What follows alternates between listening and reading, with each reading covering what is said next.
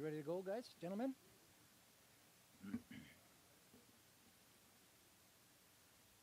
Again, can you hear me? If we would, I would like to welcome you all to this, the Tuesday, August 24, 2021 meeting of the Barefoot Bay Recreation District Board of Trustees. We have a big agenda tonight again, so we'll try to get through this as easily and quickly as we can. The first thing we would do, of course, as we start out is our thought for the day. And you really can't have much more to think about except two things right now. And that is, number one, the people fighting this COVID disease. It is worse now, hospitalizations and everything else. These medical workers and the things they're going through, we need to take a moment to consider them. And we also have to remember all of the Americans and the allies and all of our friends in Afghanistan that we're trying to get out. So please just take a moment to remember all of those people and say a little prayer for them.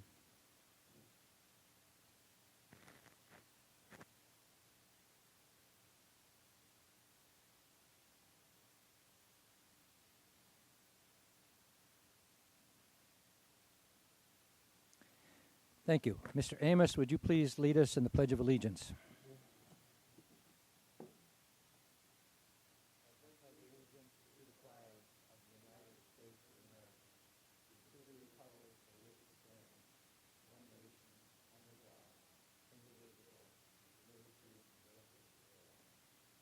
Thank you, sir.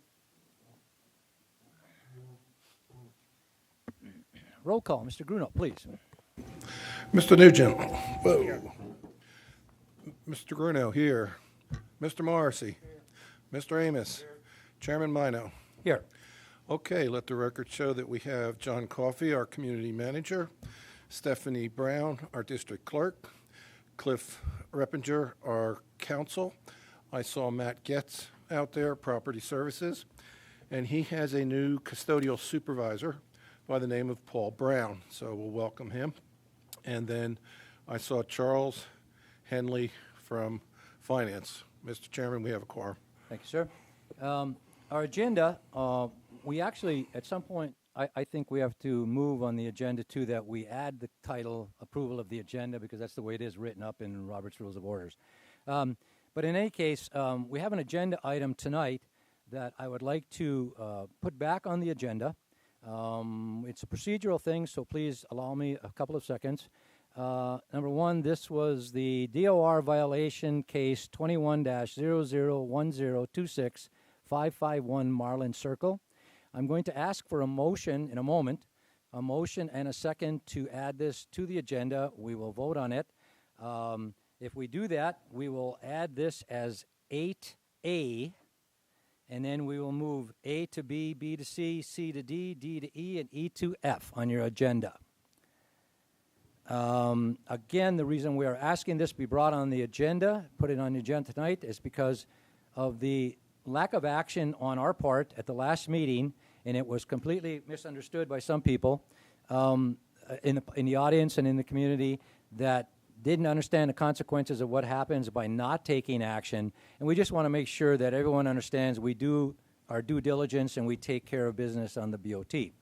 But before we even do that, I'm going to ask, is it Ms. Hagmeyer or Mrs. Hagmeyer? In the audience? Hagemeyer, is it? Yes. Do you agree, in public, do you agree that we can add this to the agenda tonight and that you've had proper notice in order to have this on the agenda? You do agree. So she agrees, so we would like to have that in the minutes, Steph. Okay? So with that, I would ask that there is a motion to add DOR violation 21-001026-551 Marlin Circle as agenda item 8A. Is there a motion? Mr. Amos makes the motion. Is there a second? Second. Mr. Morrissey seconds. Any discussion on this at this time? We will have complete discussion of the item as we come up. All those in favor signify by saying aye. Aye. Opposed? Motion carries. Thank you, gentlemen. I don't believe we have any presentations, proclamations, approval of minutes. In your packet, you have the minutes of the August 13 Board of Trustee meeting. Are there any corrections, additions, deletions to those minutes? Move to approve. There's a move to approve. Is there a second? Mr. Nugent seconds. Discussion. All those in favor of the motion of approving the minutes as presented, say aye. Aye. Motion carries. Treasurer's report. Mr. Nugent. Treasurer's report dated August 24th, 2021. Cash balances in the general fund as of August 17th. Petty cash is $2,500. MB&T operating account is $221,909.99. Total operating accounts is $221,209.99. The MB&T money market account has $1,750,553.36. And the SBA reserve account is $699,750.27. Total interest-bearing accounts is $2,450,303.63, leaving our total cash balances in the general fund $2,674,013.62. Total daily deposits and assessments received. Daily deposits $26,415.92. Interest received from other interest is $48.96. Assessments received $816 for total deposits of $27,280.88. Expenditures for 8/4 to 8/21 for amounts over $5,000. Building A towers roof replacement, $18,225. Building A renovations pay request number 7, $66,061.79. Golf course and ball field maintenance, $38,955.02. Sales tax is $9,759.54.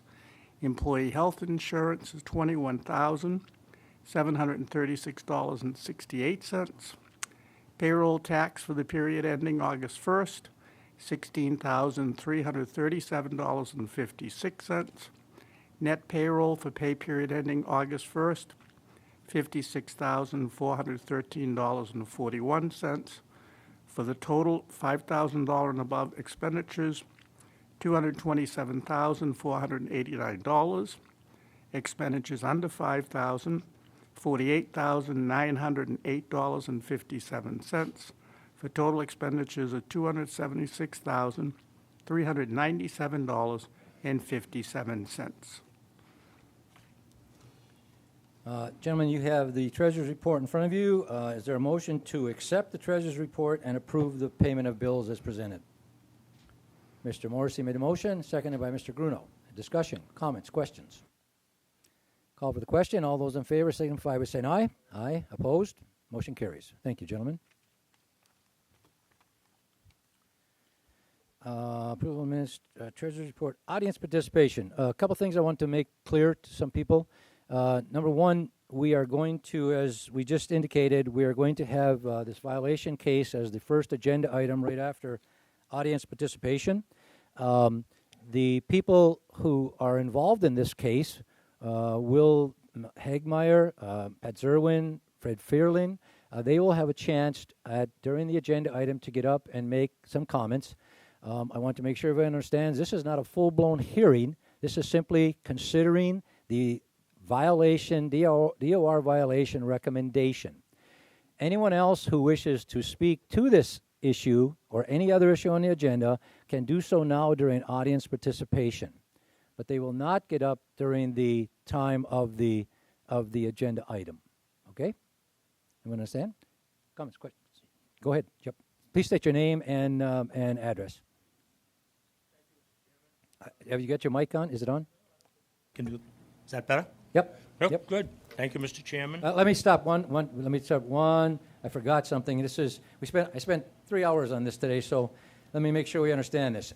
Because this is a little bit of a contentious issue that we are going to discuss later, please understand there are some things. Public comments that are irrelevant, harassing, abusive, obscene, or directed at specific individuals will not be allowed. We will just simply stop that debate. You can speak to the issues, but you cannot speak to specific issues. Avoid all personality kinds of attacks or directed at personalities, and do not allude to people by names, etc. So everyone understand, okay? Got it. Go ahead, sir. Thank you very much. Tom Nelson, 1008 Waterway Drive. And in full disclosure, I am the chairman of the ARC Committee, so everybody knows who I am. And second of all, I am a friend of one of the folks named in this particular charge on the dog bite. My comments revolve around last meeting, which was the fact that we could not get a second to discuss this. And in the DOR, page 12, there is itemization of nuisance animals and the enforcement of nuisance animals. And I feel that it was, number one, should have been at least discussed, and it was not discussed. I'm glad to see that it's back on the agenda this evening, and I'm glad with it that the folks here are going to have a chance to speak. I take no side on this one way or the other, but I do believe that it's the job of the BOT to speak to and enforce items that either are in the ARC guidelines or in the DOR guidelines, and that I think it was remiss that we didn't get a chance to do that last week, but I'm glad it's on the agenda this week, and I just hope that whatever way it goes, it goes. I have no opinion one way or the other. I just want to make sure that we as a committee and we as a community get an opportunity to follow the guidelines that we have written down in the ARC and the DOR, and that we'll make some determination tonight as to what happens. Thank you very much. Thank you, sir. Before we go on, there's an old, just a comment, there's a kind of I don't know if it's an actual saying or not, but a state representative told me one time, he said, it's not so important how you vote, but it's important that you vote when you're a representative. And I agree with you. I think we did a little bit of a disservice, a little misunderstanding on all of our parts last time, but I hope we can not at least address it and correct the issue tonight. So thank you. Anyone else, public comment, please? Any issue? Yes, ma'am. Come up, please.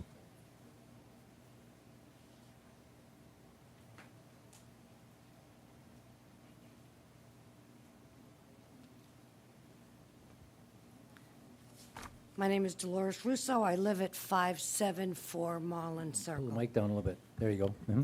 My name is Dolores Russo. I live at 574 Marlin Circle.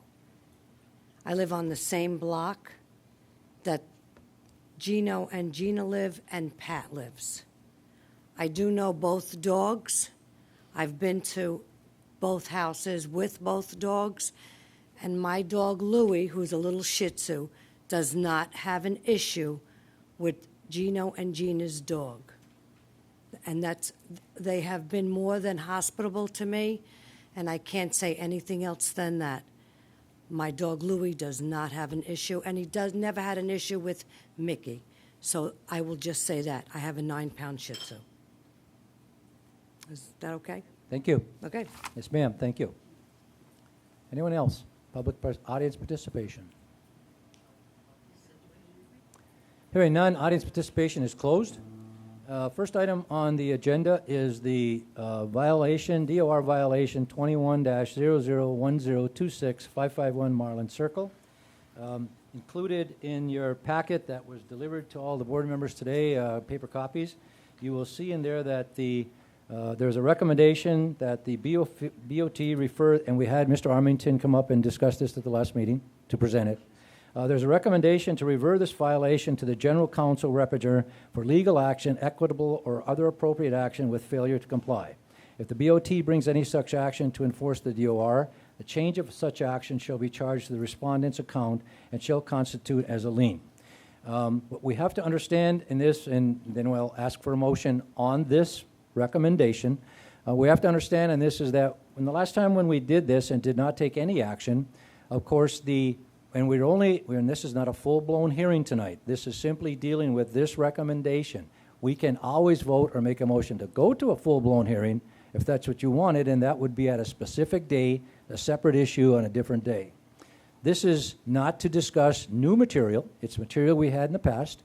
And what happened because of this is because of no action, it was still a violation, and therefore according to our policy manual, when there is a violation, there are then sanctions put against that, which take effect after a certain amount of time, and those sanctions, which are suspensions of amenities, go into effect.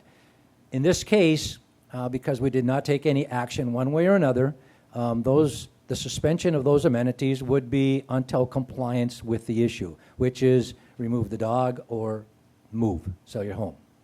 Okay, so we all understand that. So that is the issue here.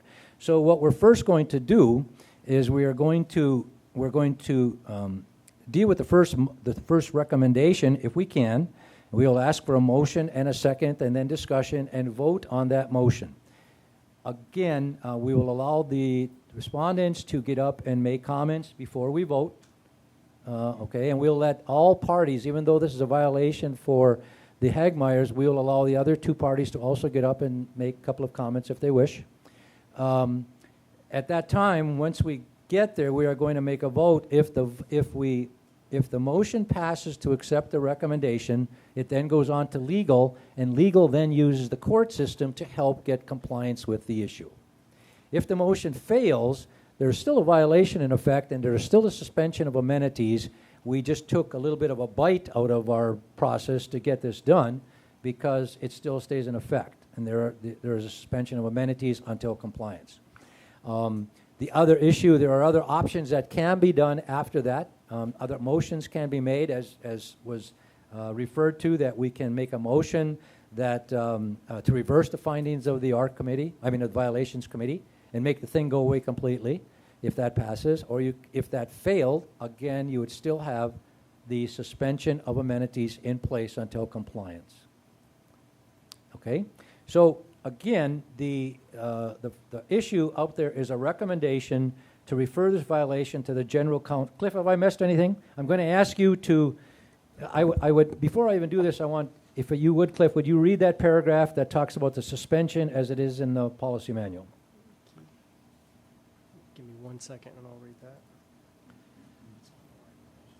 I want to make sure we all understand this is according to all of our documents.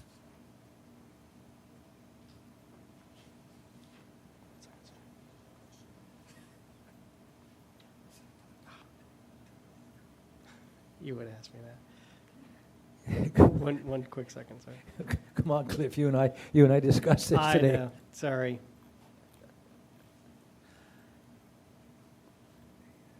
The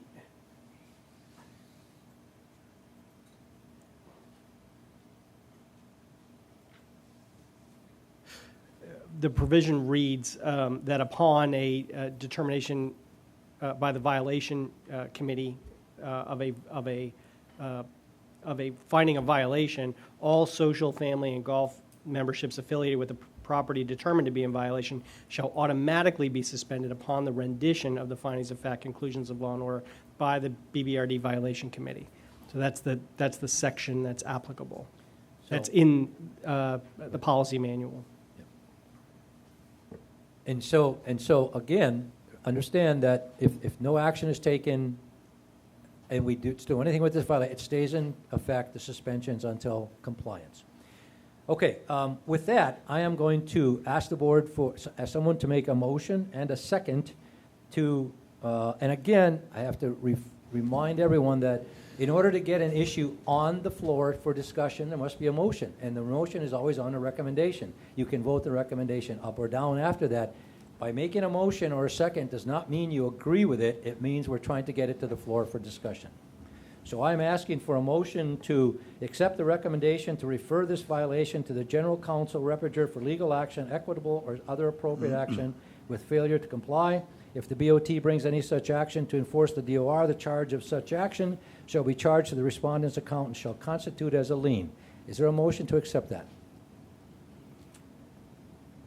I'll make a motion to approve the original recommendations to refer the case to general counsel. Mr. For Mangus, legal make the action. motion. Is there a second? Mr. Nugent, is that? I'll second that. Mr. Nugent seconds. The motion is approved. Okay, discussion. I would first of all, I guess, ask if the Hagmeyers would like to get up and say anything. Hey, am I pronouncing that right? H-A?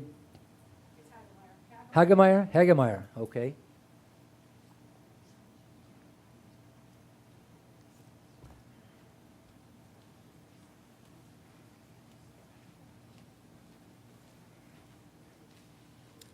Hello. Make sure the mic is on, and give us your name and address again, just to make sure for the record. Gina Marie Hagemeyer Frangione, of 551 Marlin Circle. Okay? I'm Gino Frangione, 551 Mullen Circle also. Okay? Thank you guys for hearing us Go out. up to the mic so that people at home can hear you. I've got a Oh, sore throat, sorry. okay. It's due to cancer, so. Right. All we want to say is we thought this was over with. We understand that, because people have friends in the community, it's brought back up into doing what they do. So all we want to do is make this go away. We complied with everything. Our dog was proven not aggressive, met most of the trustees, met the officers, everything else. Broad County dismissed the ticket because they found it said it was not true. And all we want to do is live our happy life here, being that we're retired, we're both first responders, we deal with people in medical all the time. We have no issues with nobody. And, if whatever happened with the dog, we apologize. We tried to make truce. If you weren't on our property or close by, the dog only did. But the house itself is secured. There's locks on the front door, back door, on the screen doors, everything possible to make everything safe. But he was proven not aggressive. And we have some photos after the initial bite that again was under my carport when the dog was growling. The original dog was growling, and the other person, the owner of the dog, came up and was yelling that she was excited to meet them. She had come over to apologize for her fault of coming on with 2 biscuits and apologized. We had that on video for a while. I have them taunting and walking on the lawn multiple times after that. And at this point, we just want this squashed. We just want to live a healthy and happy life here. On top of the fact that the dog is 11 years old. And he's dying of and he's cancer. dying of cancer, too. They don't give him much time. By the way, what kind of dog is this? He's a mixed breed, a coonhound. Okay.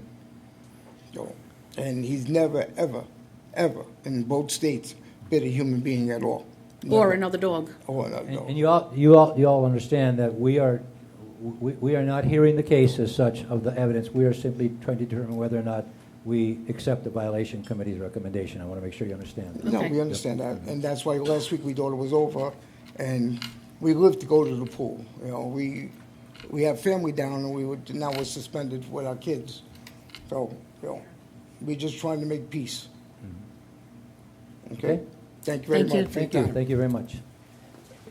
The board, excuse me one second, sir, ma'am. Did the board have any questions of them? Like this, we'll have discussion, but any questions of them? Okay, thank you, thank you.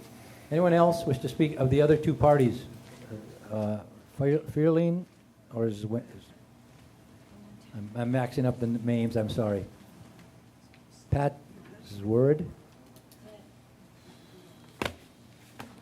Ted Farline, 639 Marlin Circle. By the way, these are my dogs, 7 pounds and 5 pounds. Sir, just so you understand, you have like 3 minutes, just so you understand that, okay? I'm a resident of Barefoot Bay first, and I happen to be an employee of Barefoot Bay secondly. But I'm speaking now in front of you in some concern of harassment or retaliation in the future. We moved here 18 years ago. It was then a deed-restricted community. Today, I'm not so sure. My statement is in the violations packet. The violations were recorded by the Brevard County Sheriff's Animal Control. The county court fined the defendants $200 for each of 2 instances by the same dog, one in 2020 and the other May of this year. These violations come from the basis of the Brevard County Sheriff's Animal Control. And that's why we're in front of this board today. That's really all I have. Thank you, sir. Any questions? Nope. Thank you. Anyone else? ZWER IDs, Rich? Okay, please.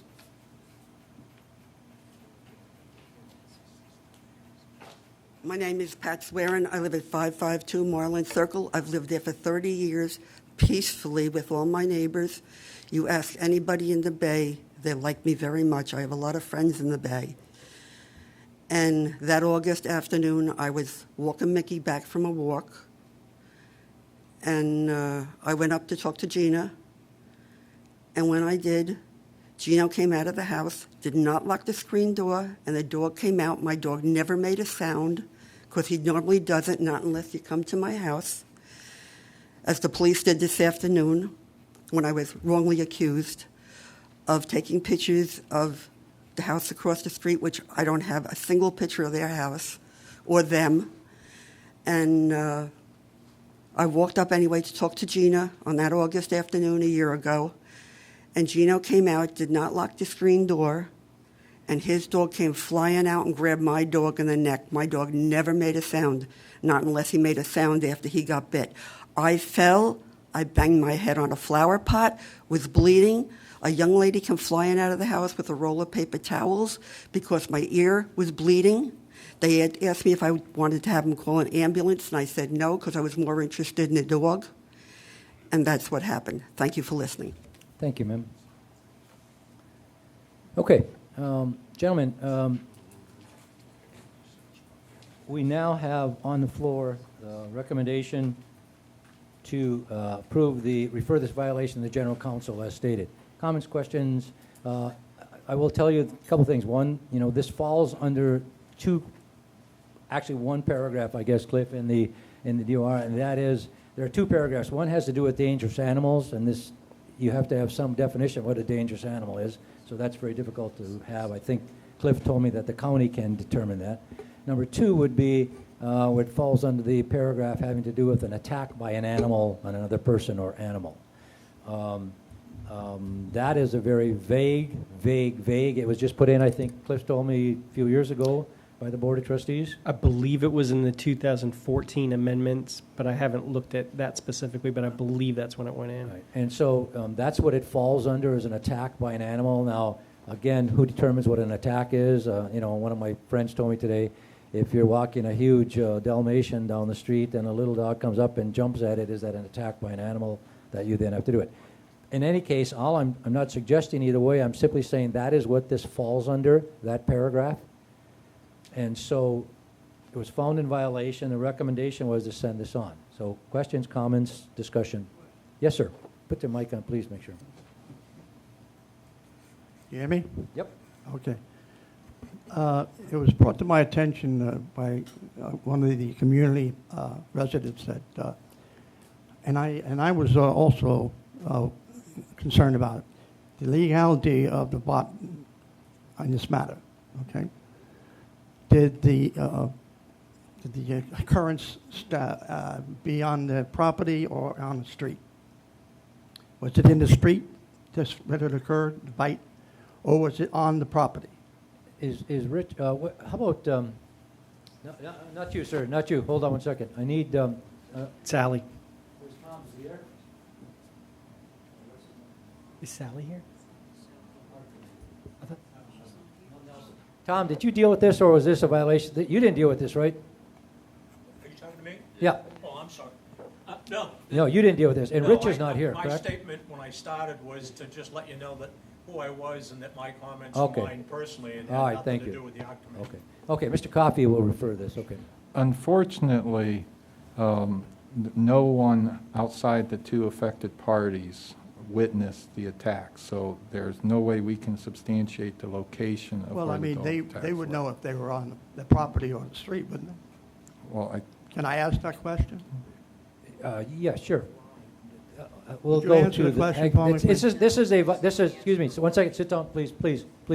This is a hearing that actually Hagmeyers were invited to do this. Because it is a violation of them. We allowed the other parties to speak simply because we said we would. We are holding it tonight. Right now, it's a thing with Hagmeyer right now. You could answer that question, please? Both attacks were on my property, one under my We need to get, You gotta we come need up, to please. get this on the mic. Get a That's the call. answer. Well, that's all I need. Again, the reason is we're not going to get into a debate about things, so we're just going to, Question. Sorry. Both attacks were done on my property. The first one in August of last year was under my carport, and she came over and with a Goodwill, I'm sorry, biscuits, and the next one was done on my corner by the stop sign where his dogs were being walked on my property. so it was on the road, it wasn't on your... No, it was on my on your grass. front. Okay, thank you. Thank you. Thank you. Sure, go ahead. Again, we're not going to get into debate, he said, she said, so, It is, it is, he said, she said. But most of my neighbors know me and my wife, that we've trained our dogs to not go on other people's property. We respect people's property, and we were not on that property at all. Okay. We were 20 feet or so away across the street. Okay. And the dog came all the way out to us. okay, all right, thank you, that's all we need, thank you. And we're not going to, okay, so the answer to your question is, no one from the Bay, no one from the DOR, no one from the Violations Committee witnesses, it's he said, she said, we don't know where this took place. Understand? Okay? Other questions, comments? Mr. Chairman, Yes, sir.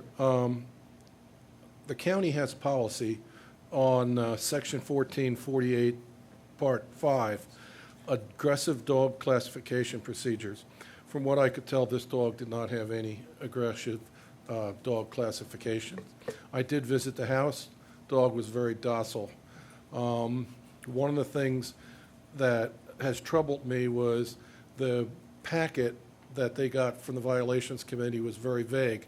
It kept saying coming into compliance.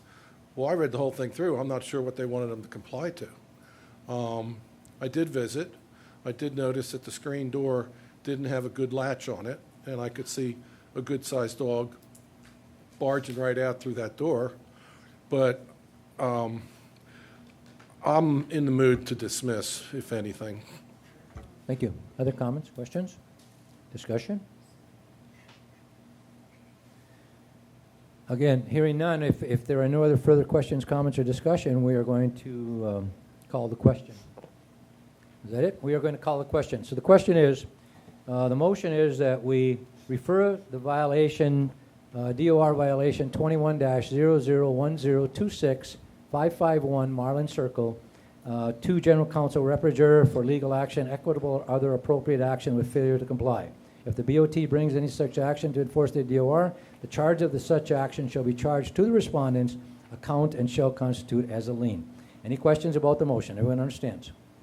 Okay, we're going to do a roll call vote. No, let's do a voice vote. We will do a voice vote. All those in favor of the motion signify by saying aye. Aye.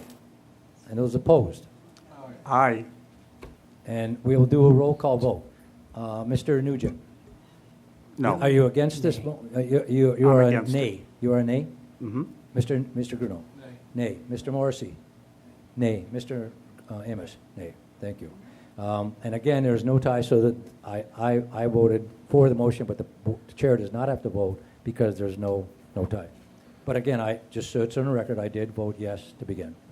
Okay. I'm sorry, go ahead. If that particular motion was voted down, then my understanding is it's still not settled. No, and I'm going to the next part of it. Okay. So the next part of that is that you understand that this is not going to them for further legal action, but that the suspensions or the sanctions against this homeowner are still in place, which is total suspension of all amenities until compliance. You can make another motion to, you could make two motions actually. One could be that you reverse the decision of the Violations Committee and this goes away if it is approved. I believe the other one you could make, Cliff, would be something to say that we just don't think this falls even under the DOR paragraphs. Is that possible or not? Well, technically, there's three things that you could do here. Don't confuse us now. Well, I'm not going to confuse you. Okay. You can make a motion to dismiss the action, finding that the Violations Committee findings of fact and order are not supported. Okay. You can make a motion that the facts that were in the agenda package that upon which the violation committee relied were not sufficient to establish a violation, which would effectively result in the same thing, which is the second thing you were talking about. Or you could make a motion to sustain the violation committee order, findings of fact and order, meaning that you believe that the violation committee order was correct, but that based on your prior motion, you're taking But we no actually further don't action. have to do on that it. based on a prior motion, correct? Because Well, we- You don't have to do that. No. That is correct. I mean, if you do nothing from this point forward, then that order still stands and the board is not taking any further directive. That's true. Okay, so everybody understand, you can make a motion to, in effect, reverse things, say it, the evidence does not support it, or that you just totally reverse it. Any comments, questions, anyone make a motion? Mr. Gruno, go first. I want to just state that, having been on the Violations Committee for 3 years, I think they're hardworking people. They're volunteers just like the rest of us. Did this case probably need a little bit more TLC? Probably, yes.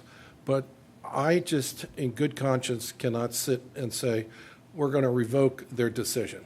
And so I think it would be in good conscience that I would make the motion that we dismiss the case at the board level. Hold on now, you're making a motion to just dismiss the case completely, which means the violation goes away? Okay, I just want to make sure what you're saying. Is there, and you understand that motion? His motion is that we simply dismiss this, we don't judge whether they did correct or not, we simply dismiss it and say there should be no violation and no suspension, no sanctions against the homeowner. Right? I'm sorry, Mr. Morrissey?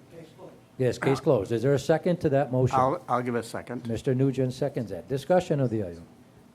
Again, the motion is that we would just, Cliff, make sure we're legal, we are just dismissing this out of fact that we don't think it should be there.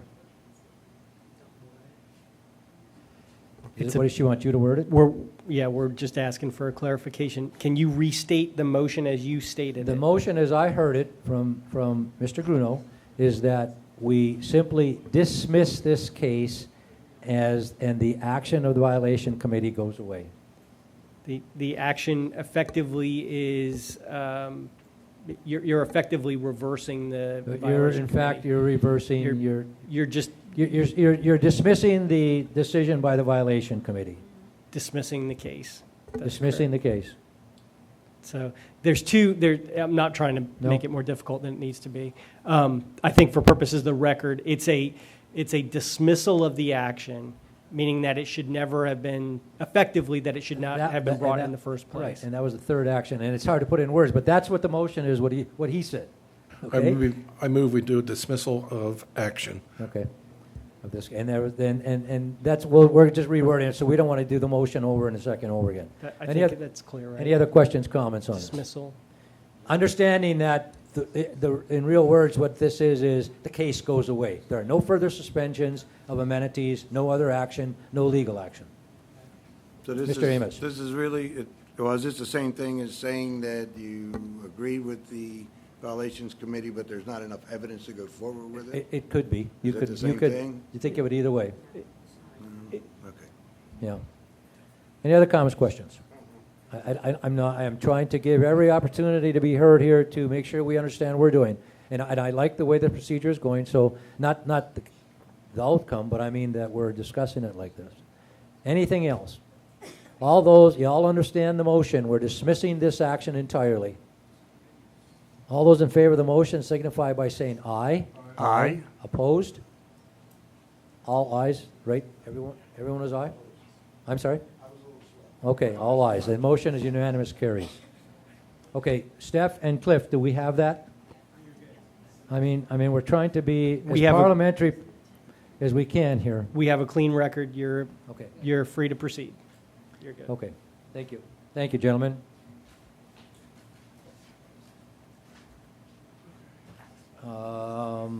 Next on the agenda is item discussion of COVID-19 precautions. Mr. Coffey, please. We'll allow people to leave if they're going to leave.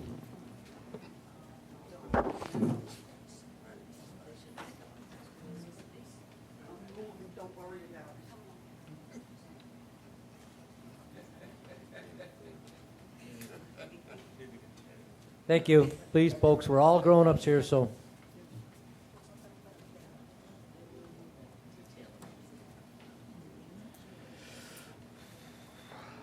Okay, Mr. Coffey. Yes, Mr. Chairman. At the last meeting, the board directed staff to place this on each agenda item going forward. There's a host of information out there. I'm not sure what the sentiment of the board is collectively.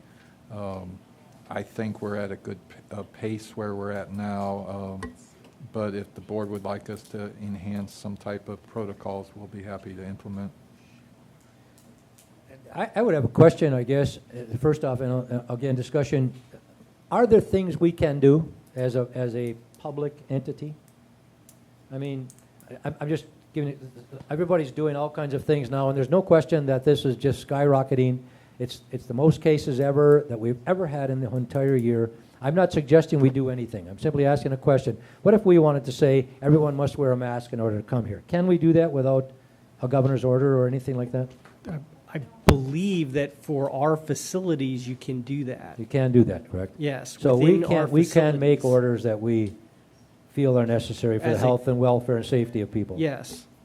For our purpose uses, yes, we can. And just for clarification, in the past, when we had specific regulations, it was for our facilities. In the past, when you read like counties would have mask mandates for shopping, that was not on government facilities, that was private property. So, you know, this board, if you want to implement something for, you know, assembly rooms or food and beverage, that is legal within the eyes of Florida, from my understanding. You can't fine for noncompliance with a mask mandate. You can have them in place as a requirement for participation. If somebody doesn't comply, that creates somewhat of a problem. But you would hope that everybody would adhere to the policies that you're laying down for the meeting purpose. We can't go back to closed-door meetings. That we can't do. So, you know, if you want to require a mask for the facilities, then you can certainly do that. Please jump in, gentlemen. Question for John. Is there any anecdotal or statistical reference that COVID has increased in the Bay? I had one report today of one person who has been testing positive, but he's asymptomatic. I haven't heard from any sources that there's been a spike. The folks I've talked to, two news articles that most people probably seen was the questioning the use of plexiglass because the article was saying that it alters the airflow and can make it more stagnant. And the other was the cloth mask that many of us have can be as little as 10% effective. But I'm not a medical professional, so I don't know the validity of those. I don't think our positivity rate is very high. No. And according to University of South Florida, our tip-off day for Florida is supposed to be tomorrow. Tomorrow should be our peak day, and it'll start going back down. So, you know, to answer your question, you know, the first time in the whole year, and just the last week, I know of a friend of mine who came down with COVID, and I know another person on our own street who died of COVID. So it is there. It is still happening, you know. I think Barefoot Bay is very atypical of Brevard County. Brevard County is struggling to get a high vaccination rate. I have a feeling Barefoot Bay, if there was statistics, has a much higher vaccination rate than Brevard County. Well, that's what Randy Fine thought when we went over there to visit him 2 weeks ago. He thought Barefoot Bay had a really good rate. Well, I would think it is. I mean, we're all, most of us are senior citizens, kind of old, yeah, and so everybody wants to get the vaccine. Any other comments, questions, suggestions? Do we just again revisit it 2 weeks? Wait. I don't think we should be afraid to suggest things if, in fact, some of you think something is wrong. We have to try to make sure that we do err on the side of safety. Yes, sir. Looking out into the audience, I see some people wearing masks. I see most are not. I think that we should leave whether or not a person wears a mask up to the individual. Give them that as an option. Yeah. Don't condemn them for wearing a mask. Unless if certainly. they come by me, then they're going to have their mask on, and I won't talk to them. I mean, that's your just that prerogative, simple. right? So I think we should revisit this again in September. Okay. Any other comments, suggestions? Okay. Revisit it in 2 weeks? I think stay the course, as they say. Okay. Is that it, sir?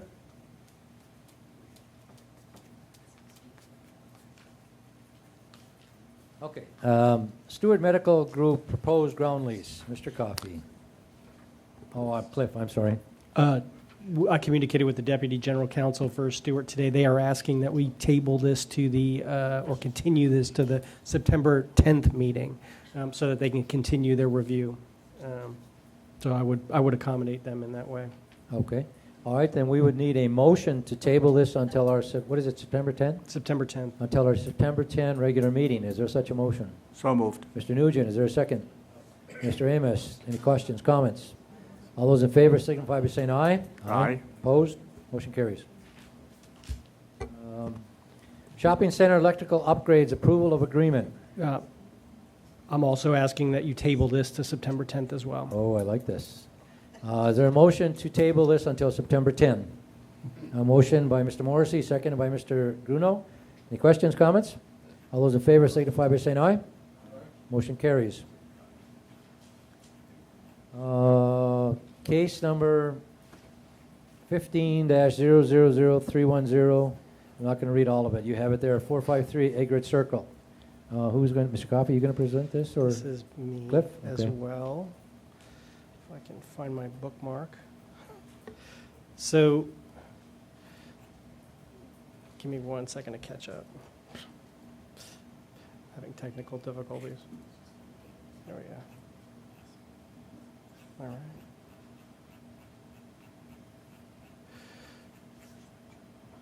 Which page of the electronic agenda are you on? 55. I'm ahead of you. So this is a case that had come before it was a DOR enforcement case that had come before the board some time ago. It was back in 2017, older case. There was we had filed a litigation case.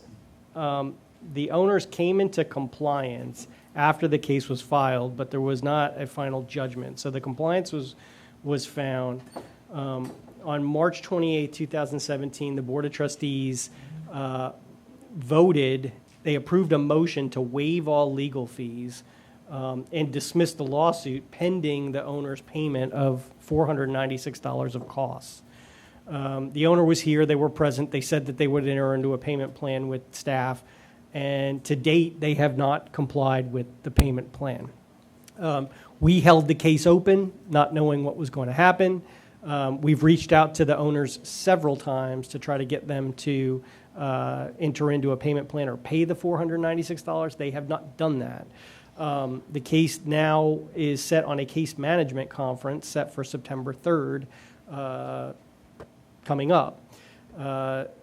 So we are trying to get directive from the board as to how you want to proceed.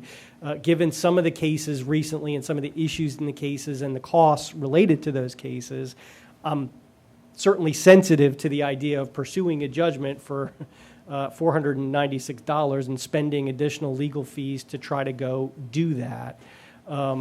And so I'm looking for directive as far as how the board wants to proceed. I want to give you an opportunity. I have no problem with proceeding and asking for a final judgment in this case. If you're going to do that, if you're going to ask me to do that, then you probably have to address the issue of the fact that the board actually waived the legal fees back in 2017, because that was a motion that was actually made and approved by the board at the time.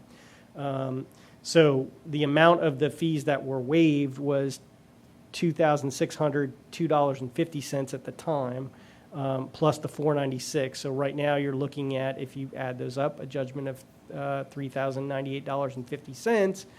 You're probably looking at somewhere in the neighborhood of $1,750 to go get the final judgment, secure the final judgment, record it, lien it, do all the stuff you need to do with it. And what's outstanding is the $496. So What is it going to cost us to go, I'm sorry, go ahead. What is it going to cost us to go ahead and try to get 496? And, I mean, we've tried to get it already, correct? well, I'm ballparking, if we were to go for a judgment, that it would be probably no greater than $1,750. Okay. So that's, that's the amount of cost we'd probably put into it. Can we put a lien on it and, Yeah, well, you got Well- three. Let Mr. Coffey go first. One thing Cliff and I talked about with this and the following case, very similar, is with the exception of trustee Amos, the rest of the board may recall a case that we had about an illegal fence where the gentleman lived in Jacksonville and claimed that he couldn't afford to pay things. And very similar to this, we didn't get final judgment, but Mr. Henley keeps very detailed books. We booked his amount that he owed us because he came into compliance once Cliff had sent him one of Cliff's famous letters.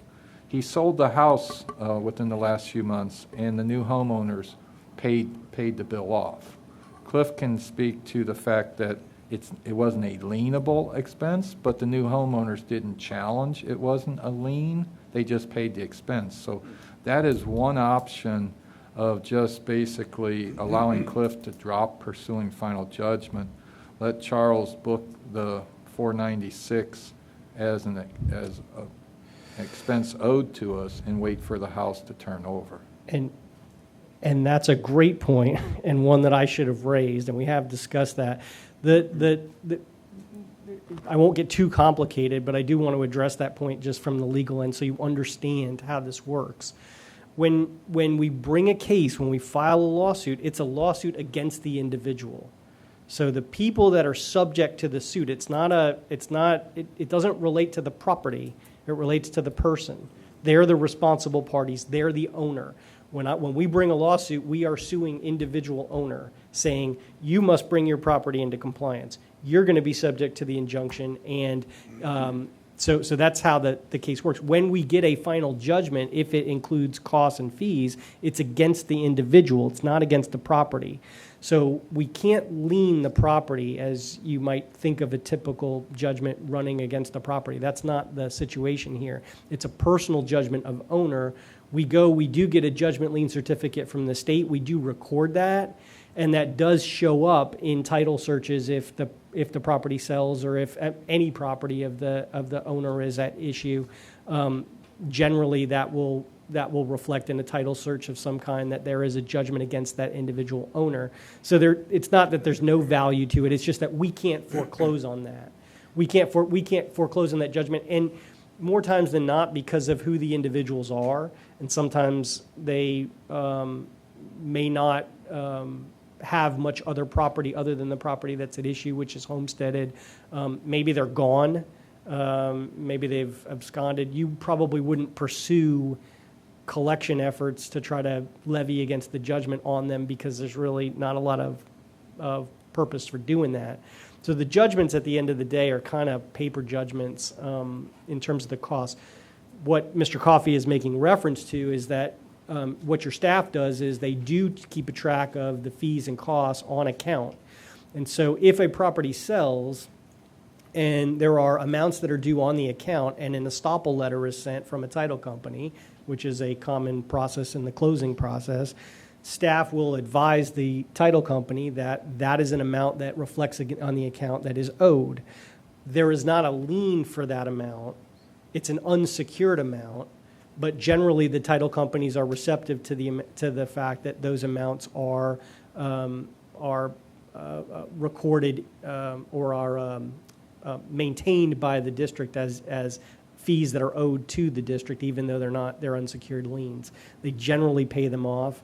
So in this case, although it's not a lien, it's a semi-quasi lien, is it the 456 that's, or 496, or the other total amount that's recorded? At this time, because of the board's prior action in waiving the fees, 496. the only thing that's at issue is the 496, Okay. unless this board does something different. And if you want to just tell me to or if you want to make a motion that I just dismiss the lawsuit, then staff will automatically track that 496, and that's the end of the issue.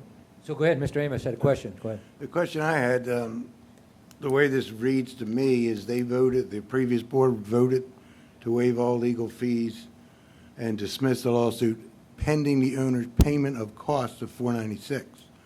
And the owner never paid that, never made arrangements to pay that. So to my not legal mind, that throws that out the window, as far as I'm concerned, that's gone. That is my summation in the agenda memo of what was at issue. If you actually go back and read the minutes for that meeting don't, as strongly as my agenda memo worded, say that the dismissal was conditioned on the amount. I know that to be the fact because I was sitting there, but that's not exactly what the minutes say. So it is it's somewhat debatable from the minutes as to whether they conditioned that waiver on the payment. I think that was implied. But again, even if you were to dismiss the lawsuit, staff will still track that amount, and at some point in time, you can be hopeful that you're going to recover it. So in either case, you're going to get 496 probably at some point. So if they would have paid us $10 a month, they'd be paid up by now, but that's beside But the owner's gone, Yeah. so this is a new owner No, going to do this, no. and they'll end up paying it. No, So Nope, this owner's it's the not same. gone. It's the same owner. It's the same owner. Oh. So Understood on my that. last question, just because I'm new here, and I'll probably use that as the last time I use that as an excuse, when do we put an actual lien? What constitutes a real lien on a property around here? That it's a sub-issue to this, but I'll hit it real quick. Liens can be placed for purposes of self-corrective DOR actions. So, in other words, debris cases that staff goes out there on unoccupied property and cures, takes rid of the debris, and you can lien for those costs of cure. Okay. Lot mowing, power washing, those type of curative things. The DOR specifically says that staff can lien for those amounts. Okay. Other things like fixing a carport or curing siding or something like that, those would be non-lienable type things because you're not allowed under the DOR to take self-help in those situations.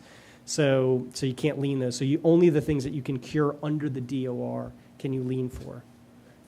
Okay. So on the table, we have really two options. One, we can make a motion to pursue legal action for costing us $1,800, trying to get $3,000, or you can simply say dismiss the lawsuit, and again, as Charles does, this would be reflected on the account, and hopefully at some point get the $496 back. Motion to either one of those. Anyone on entertaining motion? I move we go for the 496. Just dismiss the lawsuit would be the action. Okay, is there a second to that motion? Second. Cliff, is that proper? So you're moving to dismiss the lawsuit Yes. and just have staff reflect the amount Yeah. due on the account. Yep. That's doing what he said. Okay? That was the second. Any discussion, comments? All those in favor of the motion signify by saying aye. Opposed? Motion carries. Thank you, sir. Is this you also, Cliff? Similar in kind issue, almost identical, except for the fact that we don't have a waiver in advance of the fees.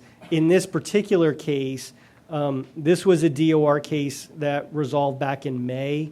The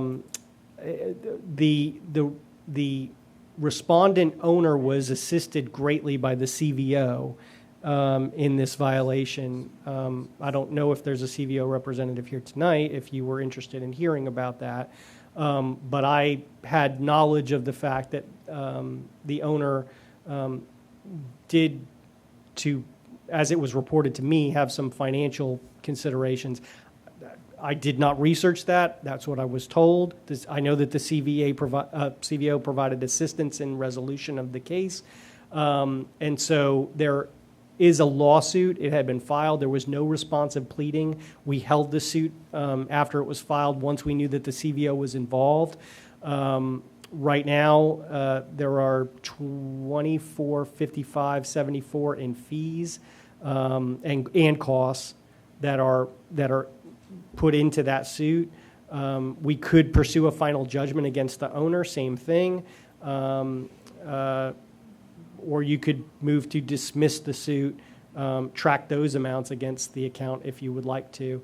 You can do that as well. Or you could waive if you determine that if anyone has particular knowledge or anyone wants to address the particular situation with regard to this respondent. I don't know the particulars. Again, I just know that there's an issue.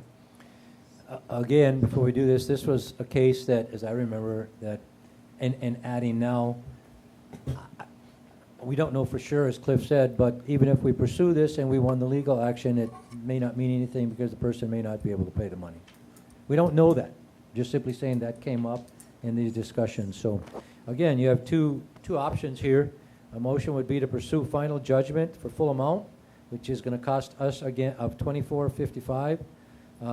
It would cost us $1,750, or we dismiss the litigation and have this charted to the account. I move we dismiss. Dismiss litigation. Is there a second to that motion? Seconded by Mr. Amos. Questions, comments, discussion? I have one question here. If we dismiss the litigation and they put it on the unsecured, does anything happen to any suspension of, because it's on their account?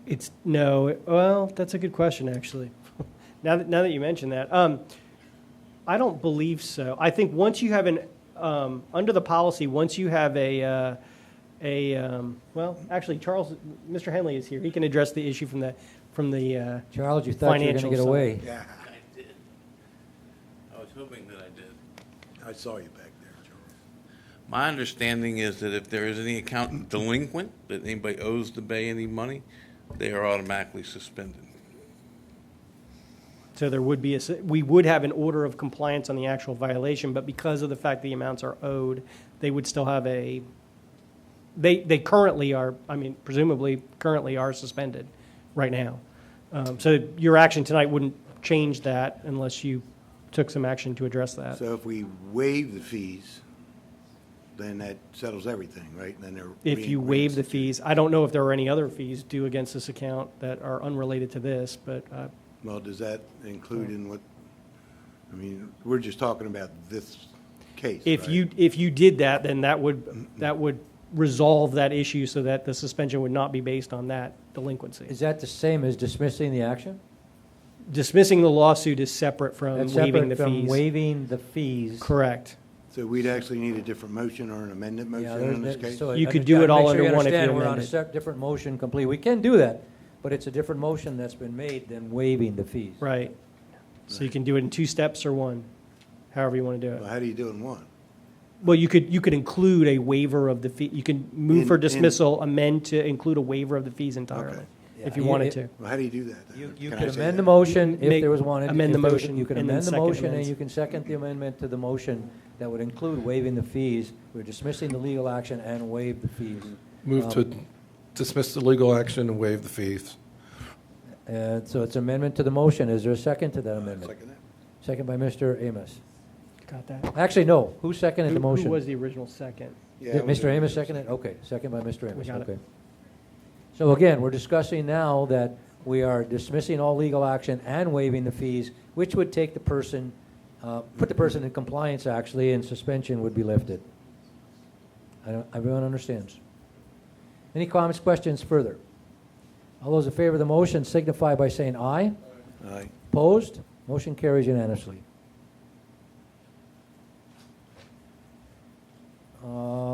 Shopping center lease renewal, Mr. Coffey, or is this Cliff? Charles? Cliff was Mr. Old Business tonight, and I'm Mr. New Business. Mr. Henley is the manager of the shopping center administratively.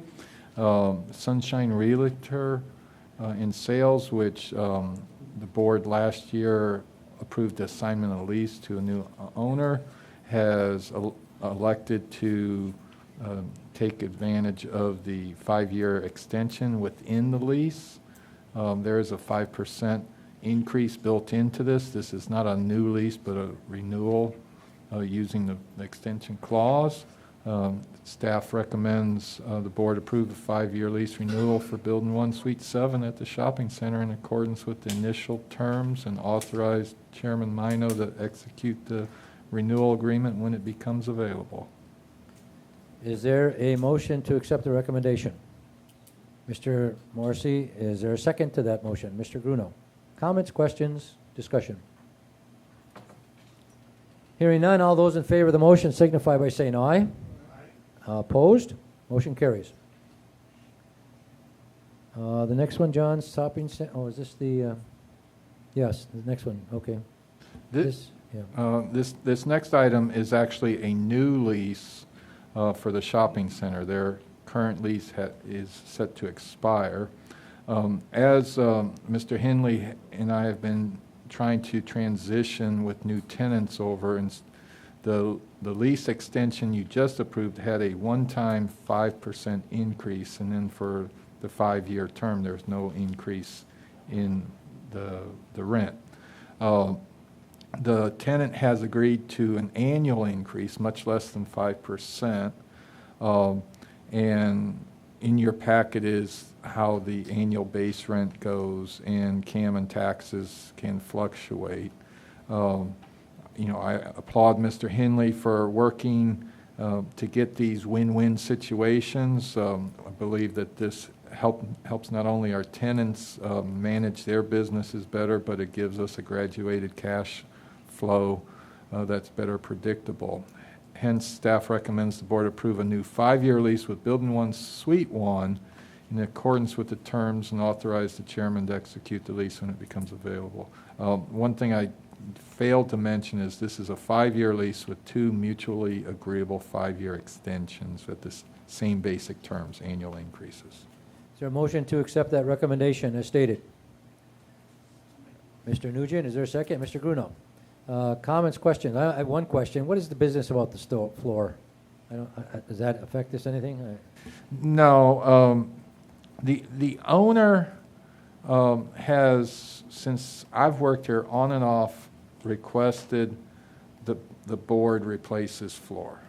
I have been very consistent in telling him if he gives me a written cost-sharing proposal because of his long-term nature, that I would bring it to the board. But I never have guaranteed that the board would approve it because, A, I'm not a mind reader, and B, I don't know what his cost share percentage would be. Clearly, I don't believe that the Bay owes a brand new floor to a tenant. But this tenant has been a very long held tenant. He was very patient with us a few years ago when we had roof leaks.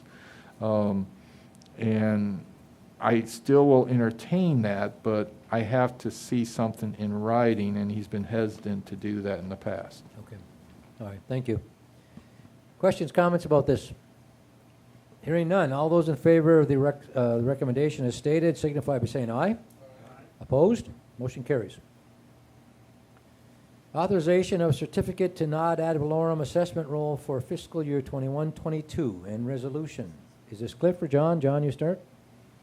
Or Cliff start? Resolution 2021-13, a resolution of the Board of Trustees of the Barefoot Bay Recreation District providing for the preparation, adoption, and authorization of certification of a non-ad valorem assessment roll, providing for corrections of errors and omissions, providing for conflicts, providing an effective date. And this is the last step that this board takes to get the FY22 budget rolling. Of note for the community, there is a slight variance between the budgeted numbers for the assessment and what we'll collect, and that's due to the fact that there's 7 fewer lots in Barefoot Bay because 7 homeowners have combined their lots in accordance with the DOR.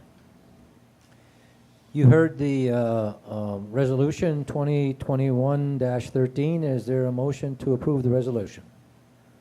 Mr. Nugent, is there a second? Mr. Gruno, discussion, comments?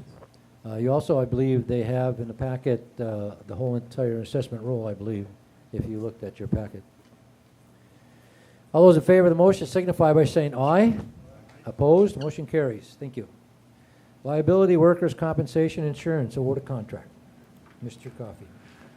Yes, this is, Ms. Brown took the lead on this. She is the manager of our liability and workers' comp program, risk management, just a small part of her very diverse portfolio. Due to the nature of the expenditure and also some experience with our current provider, Ms. Brown asked for other bids besides renewal offer from Florida Municipal Insurance Trust. The one thing I'll mention is, once again, we have a very low workers' comp modifier for those who don't get to play in the world of insurance. 1.00 is average. In 2015, we had 1.99, which basically said we paid twice as much for our workers' comp insurance as normal. And this year it went up 1/100% to 0.77. So I want to thank all the managers for working to keep our workers' comp rates low. 3 companies did respond to Ms. Brown's solicitation for bidding.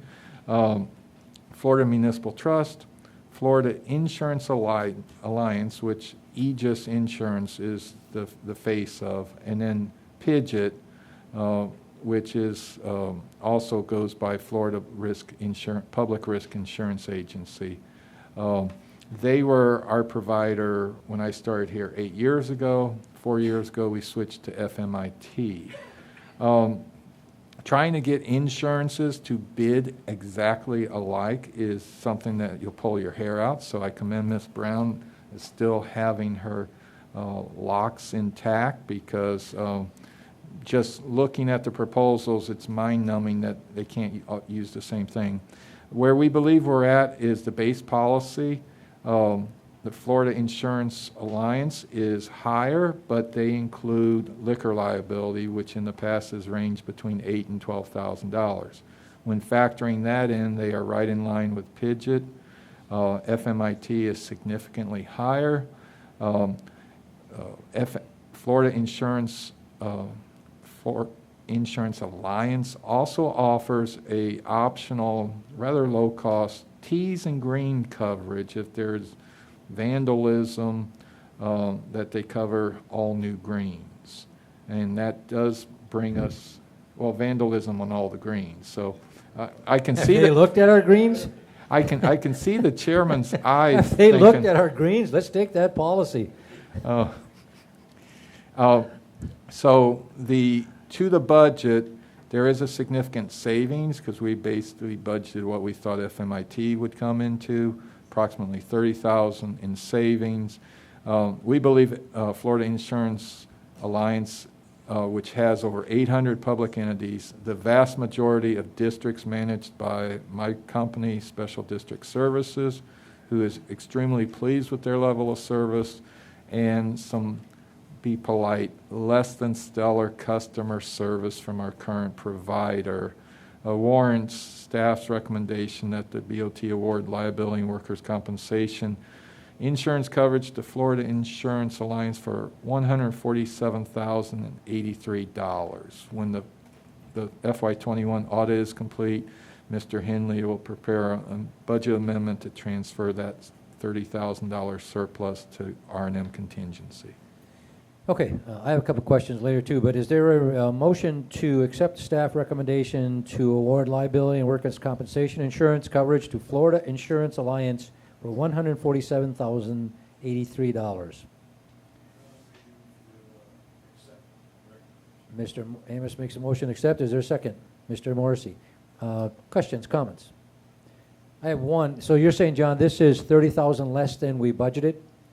And what, I'm going through my notebook here, trying to find it. What did we pay last year? Do you know offhand, or I don't need you to go through a lot of records, but, I believe it is in the 160, 165 range. oh, okay, okay. Does that All sound right, right? thank you. Stephanie believes it may be even down to like 150. Okay, all right, okay. Other questions, comments? What's the major difference between the PGIT for, what do you have, $13,000 less? Why wasn't that one considered over this one? Well, the first reason is they don't include liquor liability, so eight to 12,000 would bring that up. We had the second major reason is they are offering almost a concierge service that they'll have a local insurance company be the go-between between us and Pidgeot, because Pidgeot acknowledges they've had some customer service issues. Okay, other comments, questions? Yeah, and again, they would be a separate policy, so. All those in favor of the motion signify by saying aye. Opposed? Motion carries. Employee insurance renewals. Mr. Coffey. Okay. Traditionally, this is seems complex, but we take it one bite at a time. The one thing for folks to understand is 2/3 of our employees are part-time, so they're not eligible for health insurance. Over the years, we've had a number of people electing our insurance creep up. So we currently have Health First. As most people are aware, Health First is getting out of the group insurance market.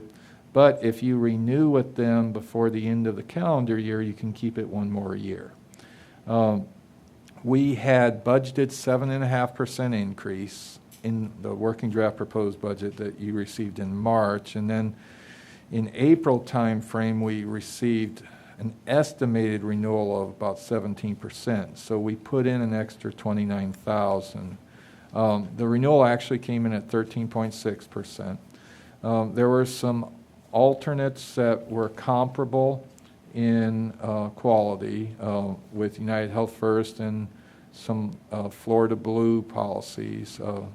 Mr. Armington had a group meeting of all the eligible employees, and the overwhelming direction from our staff is they prefer to keep Health First for another year.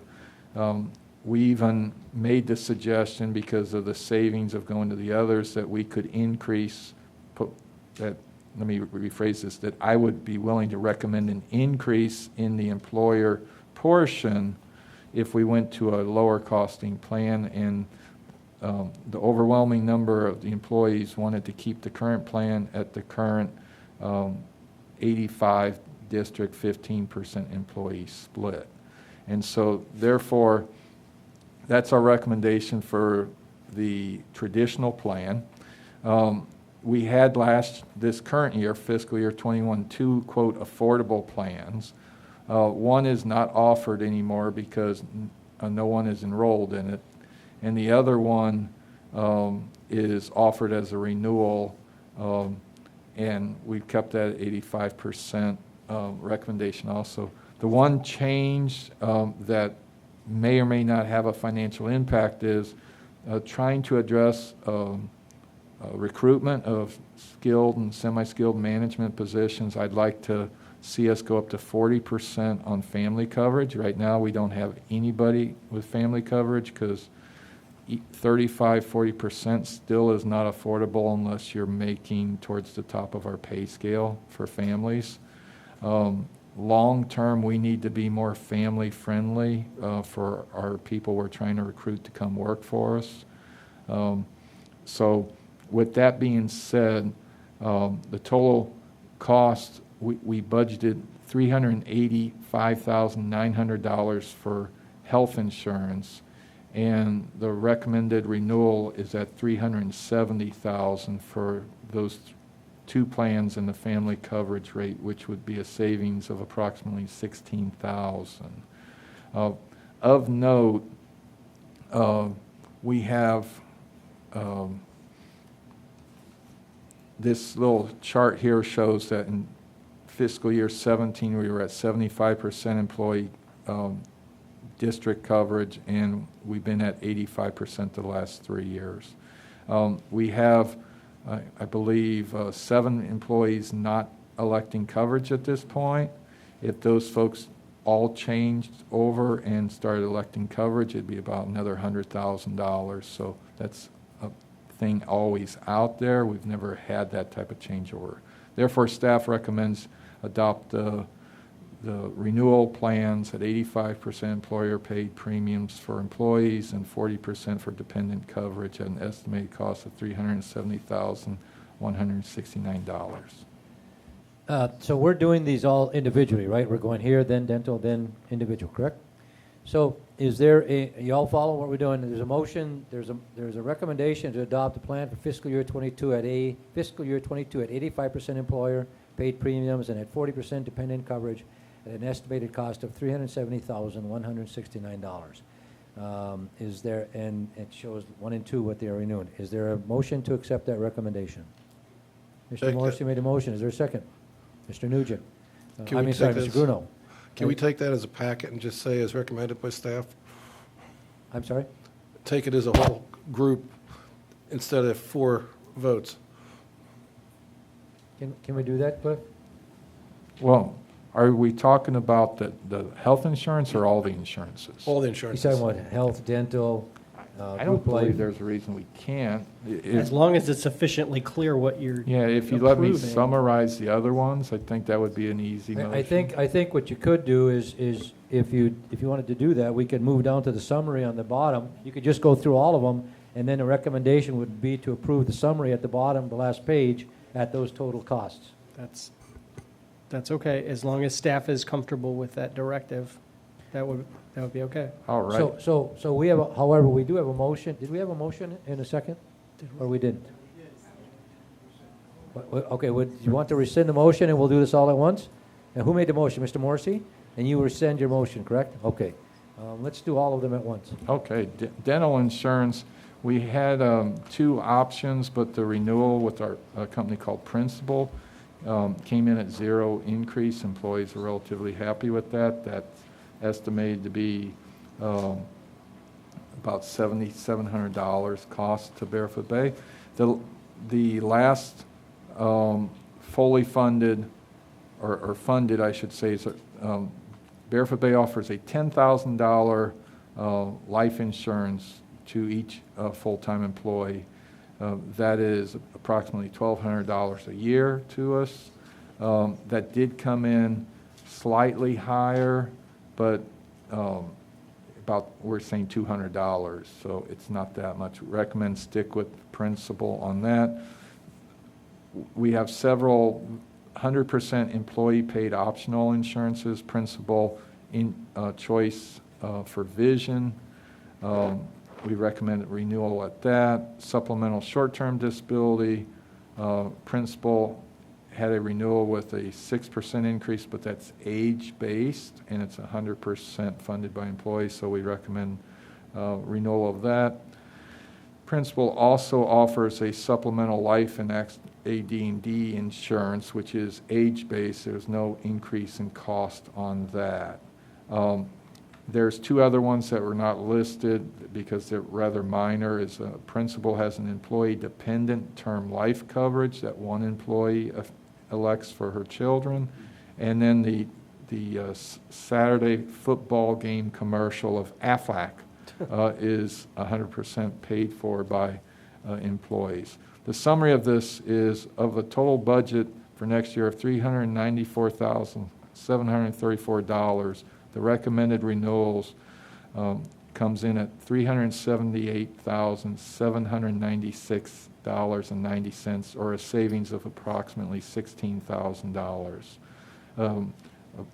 Once again, after the first of the year, when the audit's done, Mr. Henley will transfer through a budget amendment the excess money to R&M contingency. Okay, I would ask for a motion to accept the employee insurance renewals as presented by Mr. Coffey at a total cost of, what was it? $378,796.90. Is there such a motion? Mr. Nugent made it. Mr. Morrissey seconded. Question, first question I have is, we talked about insurance increases, overall insurance increase off of the cuff percentage. Was it? The health insurance? Yeah. It was about 14%. Oh, 14%? Okay, all right. We had talked one time, we're looking even possibly 17, we were talking, right? Okay. Okay, any other comments, questions? All those in favor of the motion as stated signify by saying aye. Aye. Opposed? Motion carries. Selection of RFP Evaluation Committee member for Building A Retaining Wall Repairs Project. Mr. Coffey. Mr. Chairman, this project was identified 2 years ago based on an assessment, and we tried to seek, we were led to believe that it would be much less expensive than the six-figure estimate of $138,000. Time got past this last year. This is ideally a winter project when the water is low, although this summer water has been low unexpectedly. Policy manual now states that projects anticipated over $75,000 require RFP. Evaluation committee will consist of 3 voting members, 1 trustee, 1 employer user department, which will be Matt Getz in this instance, and 1 non-employee resident selected by myself would be Chairman Emeritus Klosky, CDO, and the 2 non-voting members of Chairman Mino and myself. So the board needs to select a voting member for trustee, and this will then, advertisement will run next Monday, and the publication will start August 31st. The first RFP opening meeting will be October 4th. Anyone have a strong desire to serve on this committee? Mr. Gruno. I appreciate your volunteering. Mr. Gruno will serve on the committee for, I don't think we have to approve it or anything. We just, right, Cliff? We don't need a motion approving it. No. No? Okay. We just select one, so. All right? Yeah. Yeah. Mr. Gruno is on the committee. Okay. Okay? The next agenda item deals, FY22 has 2 lake bank restoration projects in it. For ease of everybody's effort, I've combined them into one RFP. Same issue as far as voting members. Instead of Mr. Getz, Mr. Cruz will be the user member. Mr. Harvey Smith has volunteered to serve as the non-employee resident voting member, so we will look for a trustee to be a voting member, and this will be released tomorrow, and the first RFP opening meeting will be September 27th. Again, John and I sit on the committee as non-voting members. Mr. Amos has volunteered to sit on the committee, so we will put Mr. Amos on the committee. Okay. Discussion of amending rules for the BOT. Mr. Amos want to take it over, or Mr. Coffey? Mr. Amos, please. Okay, let me find it. Okay. Well, what I'm trying to accomplish here is come up with a specific way to break ties when it comes to an appointment for this board, since it was kind of, people weren't very happy with the last time, and I was involved. I'd like to read off the proposal that I'd like you all to consider to put in. So I'll start with the basics. Under the Florida Code of Ordinances, Chapter 98, Special Districts, Article 3, Mobile Home Park Recreational Districts, Division 2, Barefoot Bay Recreational District, Section 98-75. Under Board of Trustees, number 4, vacancies on the Board of Trustees. It says, any vacancy on the Board of Trustees shall be filled for the unexpired term by the appointment by the remaining trustees of a successor from among qualified electors of the district. The board must fill this position. Well, now, I don't think it says that, but the board must. The rules for the trustee of Barefoot Bay Recreation District, which I'd like to put one in here. Article 3, Section 4 addresses the filling of vacant trustee positions. I'd like to add the following wording. Each trustee should research the candidates and be prepared to decide who to appoint into a vacant trustee position. The candidates do not need to be at the meeting, as the trustees should have interviewed them during their due diligence. This is not an election by the residents. The residents elected the existing trustees to do that job, and this appointment process is a part of that job. So I'd like to make a rule, would start here, saying a motion will be made to use this procedure to appoint a nominee into the vacant trustee position. It is then seconded and voted for approval. This takes the place of the motion after the voting, as you are accepting the outcome of the process with this motion. And we'll have to talk to Mr. Cliff if that's valid. This is the procedure that will eliminate ties. Step one, a trustee should not abstain from any vote. If you have trustees abstaining from votes, you're going to end up with ties. Step two, each trustee may nominate a qualified person. Each nominee shall be assigned a sequential number starting with 1 as they are nominated. If there are 4 nominations, there will be a vote taken. If there is a nominee with the majority, that nominee will be chosen. If not, then the nominating trustees will be given a short time to speak about their nominee. A second vote will be taken, and if there is still no nominee with the majority, a random number generator will be used to choose a number between 1 and 4 inclusive. The nominee who was assigned the number that comes up will be eliminated. Then there will be a third vote, and the trustee will be chosen because it will be the odd number. If there are 3 nominations, there will be a vote, and the trustee will be chosen. If there are 2 nominations, there will be a vote taken. If there is a nominee with the majority, that nominee will be chosen. If not, then the nominating trustees will be given a short time to speak about their nominee. A second vote will be taken, and if there is still no nominee with the majority, then a random number generator will be used to choose a number between 1 and 2 inclusive. The nominee that was assigned that number will be eliminated. The remaining nominee will be the new trustee. And I put a note in there that the random number generator may be electronic or manual. You could have a 4-sided die, or you could flip a coin for the last item.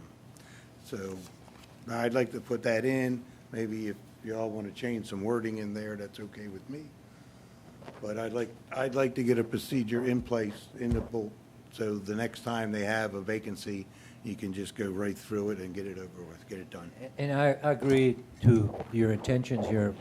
I think there has to be some wording changes here. But go ahead, Mr. Bruno.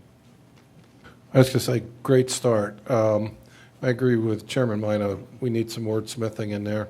And I would like to add, one of our residents had a section on questions they would like to ask for each nominee. And that could be part of the application packet. Like for one, are they knowledgeable about our charter and our regulations? What have they contributed to the Bay previously?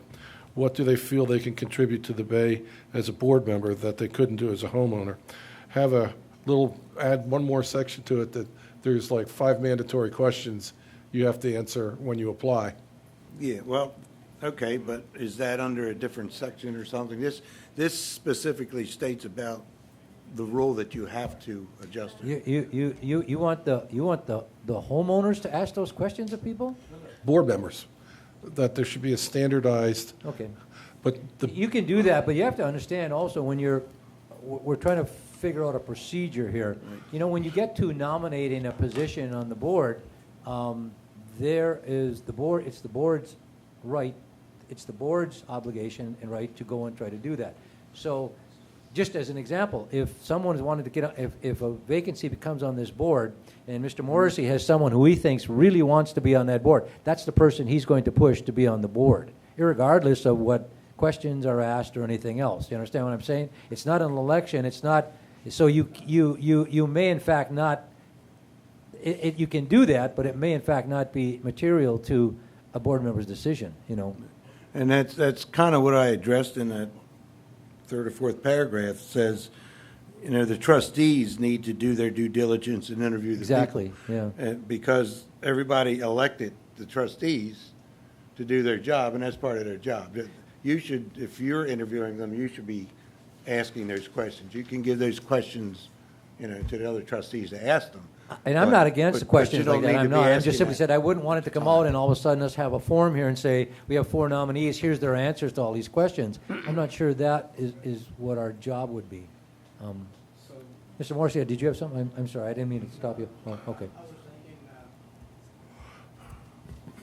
I was thinking they're talking about in election time, Yeah.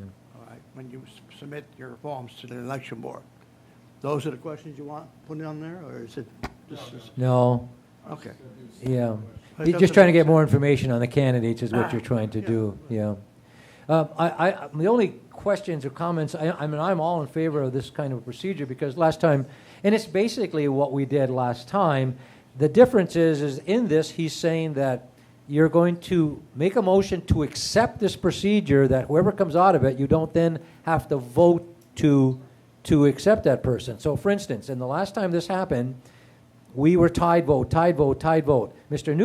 Nugent, to his credit, said beforehand, listen, may not be my candidate, but I will make a motion and I will accept the motion of whoever the coin flip is so that we didn't have a tie vote always. He's trying to get away from that part of this of saying, okay, here's the nominee, but we're still 2-2 on it. Right, because If we if you accept didn't do this- that, Yeah, if you accept this process, it just is automatically going to go in. because if you didn't do that, then it still would have been hung and you would have carried it over to the next meeting and done it all again. Mr. Nugent, go ahead. I have a question for council. Would it be in a Board of Trustees' ability to change and choose the way they elect or nominate a candidate to fill a vacancy? Short answer, yes. Within your authority, is it, if that's the question, is it within the board's authority? Correct. This board determines is in complete control of how it fills the vacancy. So therefore, if there were a change currently in the trustees at the next election, I'm sorry, say that again, Jim, we didn't hear it. if there was a change in some of the board members at the next election, and you had one abruptly resign, would we be mandated to follow this procedure to fill that vacancy, or can the remaining 4 on the board decide how to do something different? Pull straws, or high card wins, or... I don't know what that is, but I'm interested. We can talk after My this. answer to that is that Bruce is trying to say, no, you wouldn't have that option, that once you put this in the rules and make that motion, this is what you'll do. Actually, that's not what I was getting at. That from the last time, I believe Cliff said that you're not actually bound by the rules. The rules are a guide, and I think that's what he said. We didn't have to do. Well, they're your rules. That Okay. the answer is that they're this board's operational rules. So to the extent that you vote to deviate from them, you're deviating from your own rules that are written. Who's going to hold this board to that? Only this board is going to hold themselves to that. So these are a set of of this board's rules that have been adopted. If you adopt Mr. Amos's proposal into the rules, they're as binding as the board who wants to adhere to those rules of these 5 members and any future board who reads it and says, yes, we're going to follow these rules. Right, but they If- don't have to follow the rules if they don't want to. Well, if they voted to suspend them, then Right. they would vote to suspend them. Okay. Which So begs the that's question as to why you have rules in the first And place. that if you would be, keep that would deviating actually from be them. an action. You would have to Yeah. take that action to suspend the rules. You know, you're not just going Right. to say, well, we're not going to do it. You would have to take that Right. as a motion. So that's why I wanted to get it in there. I mean, there's a way, if the next board really didn't like it or whatever, they have an out. But this gives them a guideline, and I don't think it's all that complicated, and it's a guideline that'll work. So So chances Bruce- are they'd use it. So what he's really saying is that irregardless of how many people we nominate, we would nominate the people, you would sign them each a number, random number, whatever it is, you would take a vote. If you don't get it, one person's going to be elected. If you still got 3 left, you're going to take another vote or whatever. If that isn't if you're not going to get a unanimous, you're going to then eliminate another person. Right, but if you had 3 left over, you still may not have a majority. So you'd go all the way down until you either had a majority or eliminated the people one by one for the random number. Right? Oh, you had, if there were 4 people, Well, okay, follow it out. You got 4 people, each one of the 4, okay, and you vote, everybody votes for their own person, okay? And that happens twice. So you do the random number generator, my guy was 1, his is 2, his is 3, his is 4. 1 comes up, my guy's gone. Now you only have 3 to vote. We have 4 people to vote. So one of those people are going to get 2 votes, that's the majority, he's the trustee. That's the way I wrote it. yeah, Cliff, I think I'm not sure that's. it's 3 we to can 1, Consider isn't it? that a majority. A majority, well, majority is 3 votes. It's 3 to 1, isn't it? Majority would be 3 votes.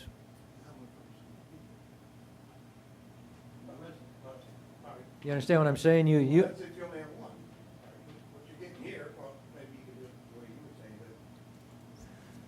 it. You have 3 people, and you take up everybody votes for their person. You're going to have 2 votes for one person, 1 vote for person, possibly, right? And 1 vote for another person. So the person with 2 votes is the winner. He has 2 votes. But The other people each But have that's 1 not a vote. majority of the voting board, though. It's not a majority. That's the point. Okay. You know, yeah. I mean, it's not a majority. It'd be 2-1. It'd be 2-1 to 2. If it's 3-1, it's fine. You have a majority. Anytime there's 3 votes, you have a majority. It'd be 2 to 1 to 1, that's what it would be. Yeah, 2-1-1 is not a majority. Well, we could carry it on. So you could just, Make it work. your process is fine. I mean, maybe we're beating a dead horse here, but, you know, your process is fine. You could just eliminate one person, eliminate the next person, keep Right. eliminating until you get down to the last one. Right. And it's the same process. It's simply that you're saying, once you get to the process of elimination, that person does not have to have another vote to be on the board. We've Yes. already voted that the process is what we will use. Correct? Yes, Yes, and that's what he's trying to get at. do. He's trying to get away from the fact of having, the very end. eventually flipping a coin and getting somebody who you chose, or going through a random number selector, getting that person, but still have maybe a 2-2 vote on it. Because if you vote to do it this process, you simply eliminate everyone as you go along the line. And that's what I needed to ask Cliff, is that viable? Can you say in the beginning that we're making a motion to accept the outcome of this procedure as the appointee? That was the question I had too, Cliff, that, you know, we're 'Cause making a motion to accept something before it happened, or do you Yeah. have to 'Cause if that finally doesn't get to the work, then the whole person thing and then doesn't still work. put them on? I'm kind of stuck on the forced vote issue. I'm still a step back, I think, because suggested. if a board member wanted to abstain, and they were adamant about the fact that they were going to abstain, I don't know how you force. Right. No, we're not saying they're The abstaining. party That's to not vote. still in there, is it? We took that out, didn't you? Well, Well, we took it out, but you're- what he's saying is somebody could, and then you'd be right back Oh, yeah. to your ties. Like, you can't, if a trustee says, I'm not voting, Right, do something about it, right. Right. then And I'm I not agree sure with what you. I'm not sure what you do then. He had that in his proposal to start, and I talked to Bruce about it and said, you can't force a vote. Any board member can abstain from any vote at any time for any reason. So you can't force them to vote. You're absolutely right. So I think that could potentially throw off Yeah, the, then the whole the- thing's useless. the thing. Right. Back to the coin toss. Would it be a recommendation then to allow Bruce and Cliff to work out the legal details and then bring it back to? I'm open to anything. You can do anything you want here. He's just trying to get away from the idea when you had to say Right. that you would agree to whoever was chosen as the final vote to put him on the board. So he's trying to get away from that. Well, I think it's a good start, and if Cliff and Bruce can smooth it out a little bit, and then I think there should probably be a meeting where the public gets to chime in a little bit, too. I think we should go back. Bruce has nothing to do anyway, so he should just deal with this at 5 o'clock in the morning. Okay? I'll work on I mean, we definitely have some comments and questions and concerns, the legality of how it would, majorities It's a and start. things. So, but I think it's a great idea. It's a start. Again, the last time we did not like the way the process went. We thank Mr. Nugent for standing up for it and allowing us to actually place someone on the board. So, okay? All right. So John, where are we? Manager's report, finally. ARC meeting on the 17th of this month. One old business permit. It's the one that's been tabled repeatedly because it's still incomplete. 7 consent permits were approved, 13 other were approved. Next ARC meeting will be next Tuesday in Building D&E, 9 a.m. Violations Committee meeting this Friday, 29 cases on the agenda. Next one, September 10th at 10 a.m. Food and beverage, Labor Day reminders coming up soon. 19th Hole Kitchen will be closed for the day. The bar will be open from 11 a.m. to 8. Lounge will be open noon to 8. Grab-and-go box lunches and hot dogs will be available. Now, if you're watching at home and wondering why we don't have the kitchen staffed on a holiday, double pay. Avoiding double pay and giving our staff a Labor Day off as much as possible. Property Services, Mr. Getz and his folks have been busy as always, making some minor repairs to Pool 1. Speedily working on the retrofitting of the new long-term record storage unit. Working feverishly to get Building A ready for September 1 reopening for the public use. And patching walls, painting, dusting, finding every crook and cranny to clean. The kitchen project is, I will get to the holdup, but minor things such as ice machine back in its place has been accomplished. Mr. Getz has finally tracked down and fixed the AC leak in the convenience store that a lot of our residents believed was a leaky roof. It's amazing how a roof can leak when it's 90 degrees and sunny outside. Usually it's an AC leak or condensation. Repaired broken swings, picnic tables, fixed a meat slicer, installed new fire extinguishers, and you met our new custodial supervisor. And my favorite, some not nice person stole a $1,200 AED from the tennis courts recently, and so we got to take a $1,200 unit and put it back out there and hope it doesn't get stolen again. And facilitated district-wide fire safety inspections, no violations found. Golf course, the rehabs of the 2 irrigation pumps continue. The first one's completed, the second one was removed on the 9th and will be returned. Watering schedules are still varied. Directional signs are in the process of getting ordered. There is a vectoring. If you're an IT person, Mr. Amos probably understands what vectoring is. We're trying to get a good vectored seal of our logo for the sign. General information. The CCTV systems at the RV storage lots have had some problems. We've recently signed a proposal to repair them and upgrade the lightning protection. Building A renovations. The platforms. The design's in. The design's been sent to the subcontractor. We anticipate a price proposal to my desk today or tomorrow, but we've already been told after permitting an estimated 6 to 8 weeks. The front of this table is bulletproof, so shooting me will not accomplish anything. Building A tower roof replacements, they passed final inspection yesterday. The project tracker I give the trustees will be available in September with the FY22 projects. And the surprise of the month so far. Some things you see coming, some you don't. A couple weeks ago, we lost power to the front part of the community center. Pickleball, tennis courts, area lightings, horseshoes, the pump for the lawn bowling, the marquee sign, the fountain at the Memorial Gardens. One of our main underground wires burned out. And it took us quite a while to hunt down what the issue is. We've had one vendor who has been troubleshooting it. He's given us a ballpark price of $21,000. Now, if you think that's steep, they're running 450 feet of electrical line. There are closer areas, but it involves directional boring, which is not cheap. The reason I bring this to you is that is a ballpark estimate, and they are working on a detailed proposal. That still is far above my spending authority. The concern, besides not having signage and Ms. Brown's marquee sign that she loves to keep up to date with information for the residents, is we're without the pump for the lawn bowling system.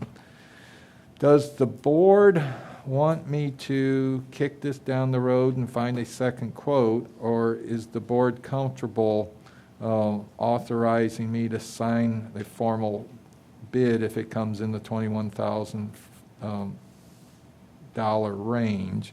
In doing some research about the vendor, Complete Electric, in the last couple of years, they've done about $100,000 worth of work for us, and they've been usually very reasonable and have done quality work. So I'm not sure a second bid is going to save us significant money, but it probably will delay the project another week or two. And I've attached the description and Mr. Getz's description of it. If you're looking to me for a recommendation, someone I admire a lot has a new phrase, just do it. I don't want to be seen as taking authority or just approving things out of context of the procurement policy, but I hate to see things just languish either. So, John, what's the status of all of those places now? Is it just being Band-Aided up, things together, or what? Well, the marquee sign's been down for 2 weeks, and we've been lucky we haven't had to. We have no power to the pump for the lawn bowling, and we've been getting enough rain that we haven't had to start doing a junk pump to get water out there. But largely, it's dark at night, and the residents who like to play at night this time of year can't get in there after dark. For time constraints, is it a consensus of the board that we authorize John to go forward, and if he can find these bids for around the $21,000 price tag, that he goes forward? Is it a consensus of the board? I'm sorry? No. He talks to this company as outlined here, and if it is around $21,000, he signs the order and we proceed with this and get the thing fixed. Okay, is that a consensus? Means we're all not voting, but we're just agreeing formally, okay? To give John a little latitude, can we say no greater than 25,000? We can do that. You can add it, you can come back. Okay? Okay? Thank you, and that concludes my report. Mr. Reppinger. Thank you, Mr. Chairman. I'm going to test the bounds of your patience here. I do not have much to report to you. There were two significant events that have taken place over the last week. One, that our Deputy General Counsel, Chris Durante, had twins. So my plate has been relatively full from her absence. The other is that I was involved in a vicious car crash last Tuesday. It has affected my schedule greatly, so a lot of the things that I wanted to have done, I have not had done. If that sounds like an excuse, it is. So I'm lucky to be sitting here. Although I look like I'm well, I was shaken up greatly. Anyway, the things that I'm working on, I am working on the pilings. I do not have an answer for you. That is completely my fault. That will be answered by the next meeting. I promise you that. And the DOR case updates is also, I'm working on it.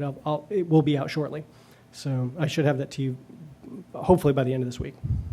That's all I have. Thank you, sir. Again, I have no other comments, questions of Cliff other than the pilings, and that's I understand. And if you didn't know, he talked to me about his accident today, and it sounded like it was very, very bad. So I have a quick he's question. lucky. I have a quick question, Yes, Mr. sir. Chairman, for council.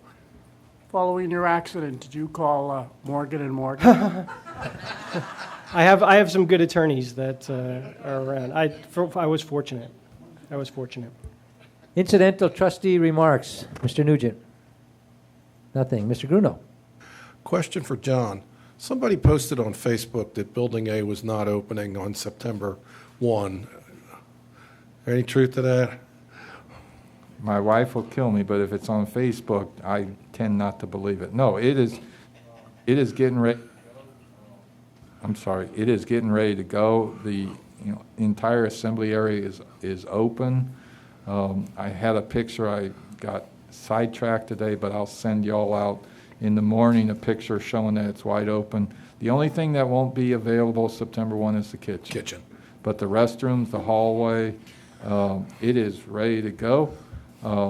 And some folks just like to be negative, and if they are not negative, they're not happy. When are we talked before about we're going to have a grand opening or doing something. When are we, any idea when we're talking about that? I mean, it's a ways away, right? 2 days after the kitchen is open, in my opinion. Okay. Because what the community doesn't know is the chairman has agreed to drop the honorary first basket of fries. Yeah, So right. instead of free Danishes, you get free fries at the ribbon I'm going to cutting. put that little apron on that we used at the Christmas party or whatever it was. Okay, Mr. Morrissey. Nothing. Mr. Amos. I have 2 comments. One, just to remind people that we do have an election coming up. This is the qualifying period this week. Number 2, you talk about Facebook, and we always talk we don't go on in it, but I do hear things.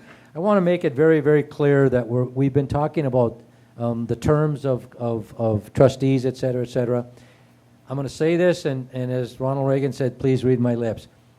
No matter what we do, this does not involve an additional election. We now have an election every single year the way it is now.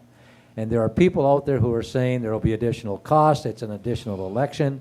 It is not. It is, we have an election every year, and that will not change. So, I just want people to understand the correct rules. Okay, motion to adjourn. Mr. Amos, second by Mr. Nugent. It is adjourned.